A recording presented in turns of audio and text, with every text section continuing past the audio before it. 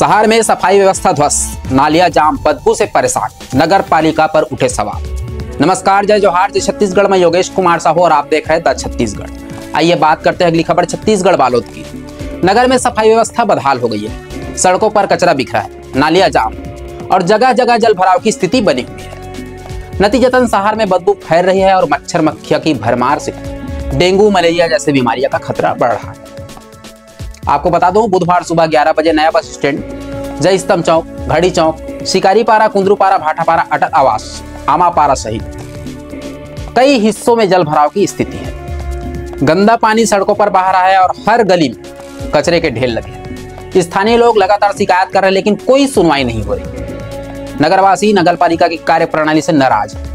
इस बीच नगर पालिका अध्यक्ष प्रतिभा चौधरी ने कहा कि शहर को सुंदर और स्वच्छ बनाने का काम जारी है। जल भराव और सफाई की समस्या वाले क्षेत्रों में सुधार किया जा रहा है। हालांकि जमीनी हकीकत इससे उलट है। लोग लगातार गंदगी के बीच जीने को मजबूर हैं और प्रशासन से तत्काल कार्रवाई की मांग कर रहे हैं। आगे अपडेट के लिए हमारे न्यूज चैनल द छत्तीसगढ़ को सब्सक्राइब कीजिए। यहाँ पे जो मूलभूत सुविधाएं हैं, जैसे पानी की हो गई और नाली, इन दोनों की कोई भी सुविधाएं नहीं है।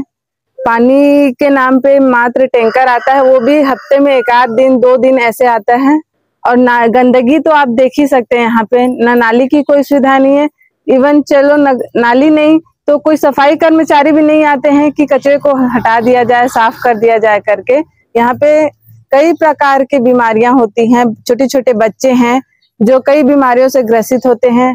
हमारे यहाँ भी छोटे बच्चे हैं। गंदगी के कारण बहुत सारे सांप, डेढ़ू, घलो निकल, इतने सांप आते हैं यहाँ पे, घर में घुस जाते हैं छोटे छोटे बच्चों के।